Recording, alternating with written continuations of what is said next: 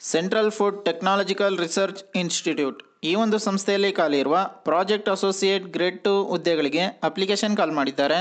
ಒಟ್ಟು ಹುದ್ದೆಗಳ ಸಂಖ್ಯೆ 1. ಉದ್ಯೋಗ ಸ್ಥಳ ಮೈಸೂರು ಕರ್ನಾಟಕ.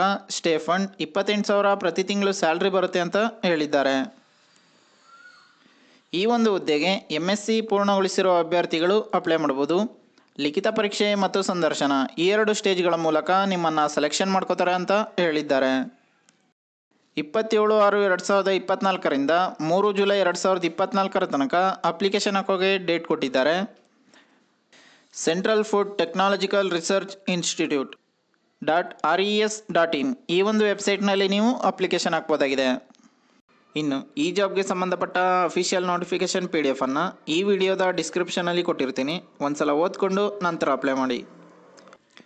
ಅಪ್ಲೈ ಮಾಡೋ ಎಲ್ರಿಗೂ ಕೂಡ ಆಲ್ ದ ಬೆಸ್ಟ್.